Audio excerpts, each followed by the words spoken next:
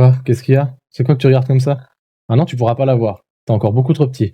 Si tu le veux, il va falloir vraiment beaucoup t'entraîner. Allez, finis ton gâteau. On a une vidéo à finir. Salut YouTube, c'est Papa Zazou. Me revoilà après un long moment d'absence. Alors ces derniers mois, j'ai pas eu beaucoup de temps à consacrer à la création de vidéos, mais j'ai du temps maintenant qui se libère un petit peu devant moi. Donc je suis de retour. Je vais vous faire déjà une petite vidéo en vous présentant mes deux setups. Mon setup home cinéma qui a subi une belle évolution, j'ai investi dans pas mal de matériel.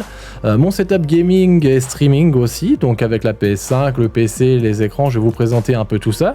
Sachant que très rapidement, je vais évoluer encore une fois vers un nouveau setup. J'ai un assez gros projet, je vous en parlerai peut-être dans une prochaine vidéo qui devrait arriver assez rapidement. En attendant, pour vous teaser un peu le programme de la chaîne, j'ai pas mal d'idées. On va voir ensemble des tests de matériel, on va parler d'écran aussi, on va parler de télévision, de ce qui se fait en nouveauté, on va parler d'aménagement de setup à bon prix, de bonnes idées. J'ai vraiment beaucoup de projets en tête, donc j'espère que ça va se réaliser. Je tiens aussi à vous remercier tout particulièrement tous ceux qui se sont abonnés, qui ont commenté, qui ont regardé mes vidéos, qui ont laissé vraiment des petits commentaires sympas. J'ai vu que mes vidéos pouvaient créer parfois pas mal de débats et ça, je trouve ça super intéressant. J'espère qu'on va pouvoir continuer ensemble dans le sens là. En attendant, je vous laisse avec ma vidéo. N'oubliez pas de mettre un petit pouce bleu, vous savez, ça aide au référencement. Bonne vidéo, merci.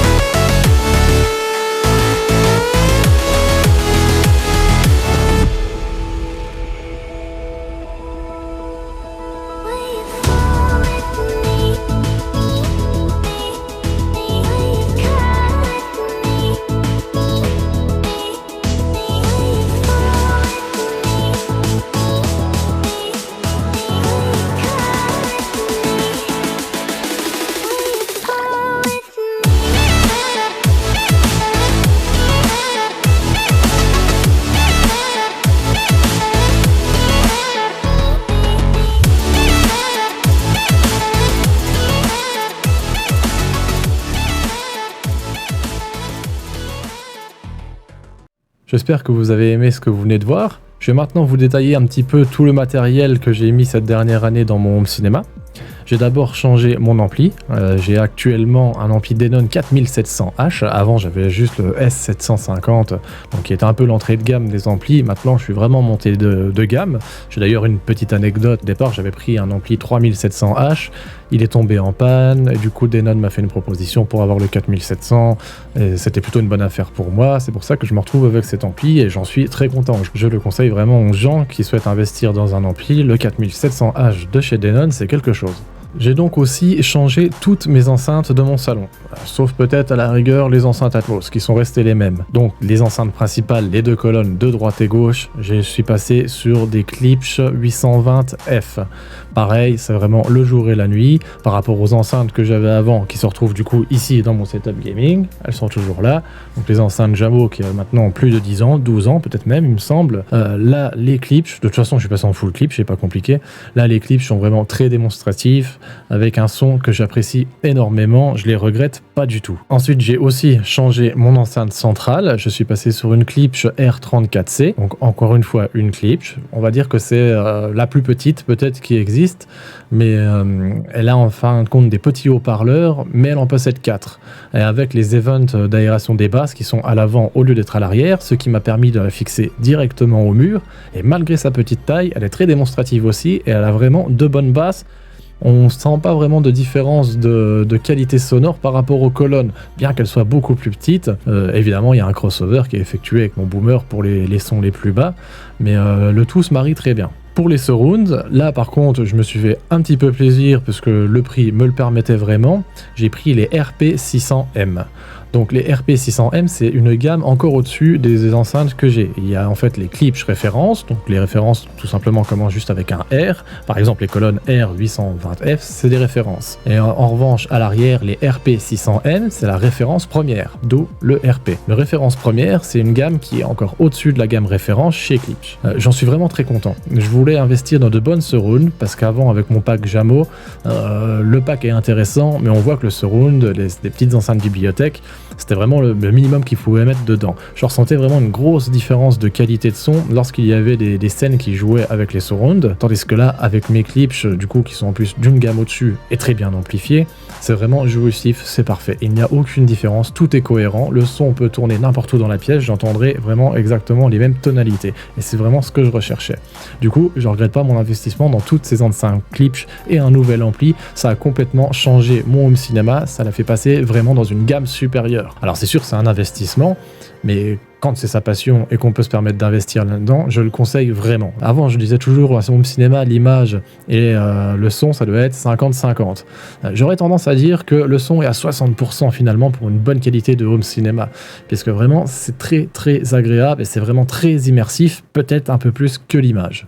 Du coup, on vient de voir la partie son, on va faire un petit tour rapide sur le reste du matériel. J'ai donc encore le même projecteur laser, le Xiaomi Mijia 4K, ainsi que la même toile. Donc ça, je les ai conservés, il n'y a pas eu de changement. Même si en vrai, ma femme me maudit un peu, parce que dans toute cette année, j'avais retiré le projecteur pour mettre en fait mon setup avec la télé Ambilight qui est là, acheter des lampes Philips. Puis après, comme je change souvent d'avis, j'ai voulu rechanger, remettre mon projecteur, et finalement, ça a l'air d'être l'option que je préfère finalement avec ma femme, de garder le projecteur pour avoir vraiment une immersion home cinéma. À cause de cette télé Ambilight, je me suis acheté aussi des enceintes HEU qu'on peut relier à l'Ambilight pour créer une scène encore plus grande et c'est plutôt sympa, je me suis plutôt bien amusé. Et du coup, j'en ai quand même laissé maintenant avec mon projecteur. Donc dans mon salon, j'ai deux HEU Play que vous pouvez voir allumés en bas, qui éclairent un petit peu mes statues, qui donnent un effet d'ambiance. On le met surtout en route lorsqu'on regarde la télé ou des choses pas vraiment intéressantes, ou ça s'allume automatiquement, c'est automatisé avec Alexa le soir.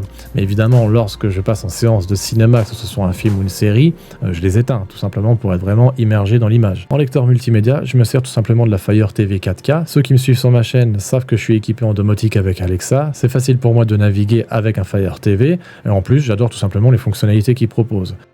Avec ça, petite pause. Avec ça, fin de la pause. C'est vraiment pas extrêmement cher comme matériel, c'est d'une très grande qualité. Le plus gros défaut, je dirais, c'est qu'il manque des codecs son. Ça peut être gênant certaines fois, mais à côté de ça, j'utilise la PlayStation 5 pour lire mes Blu-ray et mes Blu-ray 4K qui, elles, ne me posent pas trop de problèmes côté son. On peut envoyer ce qu'on veut à peu près. Le gros reproche que je pourrais lui faire, c'est qu'il n'y a pas le Dolby Vision sur la PS5. Sony, s'il vous plaît, mettez le Dolby Vision. Voilà donc le nouveau matériel que j'ai pu mettre dans mon cinéma principal. Du coup avec ça, comme je vous l'ai dit, j'ai rapatrié ce que j'avais déjà comme matériel avant, c'est-à-dire les enceintes Jamo, mon ancien ampli et donc aussi la télé Ambilight avec des lampes Philips dans ma chambre, qui est devenue actuellement mon setup de gaming et de streaming. Malgré tout, comme je vous ai dit en début de vidéo, je vais bientôt changer ce setup de gaming et de streaming pour un futur projet qui approche très rapidement, je pense. Du coup, je vais vous détailler un peu tout ce qu'il y a dans ce setup. J'ai donc un PC avec un processeur, c'est un AMD Ryzen 3800X, une carte graphique Zotac Gaming, une RTX 2080 Super. En RAM, j'ai 32 Go de DDR4, j'ai de la Corsair Vengeance RGB Pro, forcément RGB, et une alimentation Corsair de 750 watts. En revanche, j'ai plus la référence. De toute façon, je vous mets tous les liens de tous les produits dans la description. Dans ce setup aussi, j'ai 2 écrans. Forcément, si vous souhaitez streamer ou même pour faire du montage vidéo, c'est vraiment plus agréable de travailler sur 2 écrans. Pour ma part, je dirais même que c'est obligatoire. Mon premier écran principal est donc l'écran de gaming, est un écran LG en 1440p en 16 neuvième, 144 Hz. Et le deuxième écran est aussi un écran LG, mais lui en 21 neuvième, donc c'est vraiment le format allongé, que je tourne en mode portrait pour pouvoir afficher tout le monitoring lors de mes streams, ainsi que le chat. J'ai aussi, comme je vous l'ai déjà dit, la télé Ambilight Philips 70 pouces derrière moi, qui est donc orientée pour mon lit. Je m'en sers dans le setup pour tout simplement afficher des images un petit peu sympas. Sinon, en fin de compte, je m'en sers pour regarder la télé dans mon lit et surfer sur YouTube. Pour la partie son, je me sers de ce fameux micro. C'est le Elgato Wave 1 qui est livré avec le fameux logiciel Wavelink. C'est juste une pépite. Je vais vous en faire d'ailleurs très rapidement une vidéo où on détaillera et on verra ça ensemble complètement. Je vous expliquerai tout. Vous verrez que vous allez aussi sûrement tomber amoureux. Si vous souhaitez faire du streaming, c'est vraiment ce qu'il y a de mieux en micro USB selon le niveau de rapport qualité-prix. Il est fixé à un bras de micro Tonor T20 que l'on trouve sur Amazon. Je vous mets le lien dans la description. Et j'utilise aussi le PlayStation Elite, donc que je me servais avant sur la PS4 Pro. Je m'en sers actuellement sur la PS5, quoique plutôt rarement, et je m'en sers du coup aussi sur le PC puisqu'il est évidemment compatible et c'est un casque qui est entièrement sans fil, c'est très agréable. J'ai aussi un petit pack clavier souris, donc alors là c'est une marque quasiment no-name, un petit truc pas très cher d'Amazon, en fait c'est juste pour le RGB, pour les LED que je l'ai pris, puisque je ne suis pas un joueur clavier souris. J'ai grandi depuis mon enfance, c'est-à-dire la NES déjà. On va pas s'avouer l'âge qu'on a, mais j'ai connu plusieurs consoles.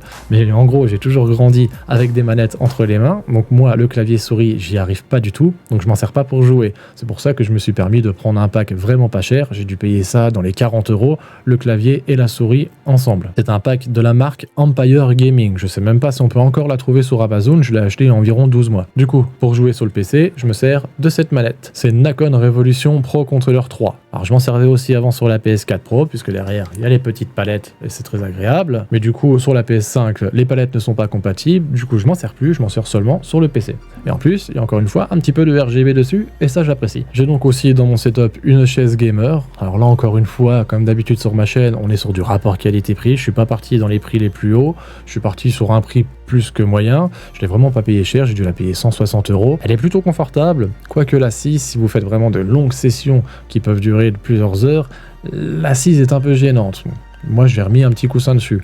Par la suite, c'est vrai que je changerai, mais si vous souhaitez vous créer un setup au début, c'est vraiment pas mal. Le rapport qualité-prix est là et l'effet est là. C'est ce qu'on lui demande. C'est donc une chaise GT Player que l'on trouve aussi sur Amazon. Comme webcam, je me filme toujours avec la webcam depuis maintenant à peu près 1 an. C'est une petite webcam, encore une fois, qui ne coûte pas très cher, de marque Papalook. Non, c'est pas moi qui ai créé cette marque. Elle est plutôt agréable, elle est en 1080p 60 fps maximum. Elle a un autofocus, j'imagine d'ailleurs que vous le savez déjà, puisque vous me regardez et vous voyez parfois l'image qui bouge un petit peu comme ça. Eh bien, c'est la webcam. J'espère pouvoir rapidement changer de caméra, mais pour ça, j'ai pas assez d'abonnés. Abonnez-vous s'il vous plaît. Et autour de cette webcam, j'ai aussi donc une petite ring light. Alors ça, c'est un truc vraiment cheap, monté sur un trépied que j'ai payé 20 balles. Et je trouve que ça fait extrêmement bien l'affaire comme éclairage au départ. Pareil, par la suite, je compte investir dans un meilleur éclairage, surtout dans mon prochain projet. Mais là, pour commencer, ça fait vraiment le job et ça coûte pas cher. Et pour finir, comme je vous l'ai dit tout à l'heure, j'ai des lampes Philips. Vous avez pu voir dans la vidéo qu'autour de mon lit, j'ai 2 colonnes. Dedans, il y a 2 HEU Play Color, donc les ampoules. Non, c'est pas les HEU Play, des ampoules HEU Color, et j'ai 2 HEU Play en dessous de la télé Ambilight. D'ailleurs, c'est elle qui éclaire derrière un petit peu en rose violacé. Je m'en sers aussi, vous voyez, pour le gaming, pour créer une petite ambiance un peu sympa. Et pour finir, je l'ai déjà dit tout à l'heure, mais je le rappelle, j'ai donc mon pack enceinte Jamo branché sur ma télé avec l'ampli S750H qui lui reçoit aussi forcément le son de ma télévision, mais aussi le son de mon PC et aussi la PS5, ainsi je peux passer n'importe quelle source sonore que je veux. J'ai donc un matériel de vraiment bonne qualité dans ma chambre. Je peux tout à fait me regarder un film tranquillement allongé dans mon lit avec vraiment une ambiance cinéma. Voilà pour ce qui est de tout le matériel que j'ai dans mes 2 setups. J'espère vous avoir inspiré et vous donner des idées pour à votre tour pouvoir construire des petits coins bien sympathiques chez vous. D'ailleurs, je souhaite créer sur ma chaîne une nouvelle saga vidéo qui va montrer le setup de mes abonnés. Alors je sais très bien qu'il y a des youtubeurs bien plus connus que moi qui font déjà ce genre de vidéos, mais nous on va arborer ça d'un œil un petit peu différent et on va se pencher sur les astuces et bons plans pour faire quelque chose de visuellement sympathique et à bon prix. Du coup, il s'affiche à l'écran une adresse email de contact que j'ai spécialement créée pour l'occasion. Je vous la mets aussi dans la description. Donc tous ceux qui souhaitent participer, m'envoyer leur setup, n'hésitez pas à me contacter à cette adresse mail. Mettez-moi un maximum de photos de très bonne qualité de vos setups, de toutes les pièces, de tout le matériel que vous souhaitez mettre en avant. Et surtout, n'oubliez pas de m'indiquer les références exactes pour que je puisse remettre les liens en description pour les autres abonnés qui regarderont ces vidéos. J'espère que cette vidéo vous a plu. Comme je l'ai dit au début, je vais revenir avec beaucoup de vidéos, j'ai pas mal d'idées. Donc si vous souhaitez ne rien rater sur la chaîne, n'oubliez pas de vous abonner et d'activer la petite cloche. Et si vous avez aimé cette vidéo, n'oubliez surtout pas le petit pouce bleu, ça aide vraiment beaucoup au référencement. Moi, en attendant, je vous dis à plus, c'était Papa Zazou, ciao!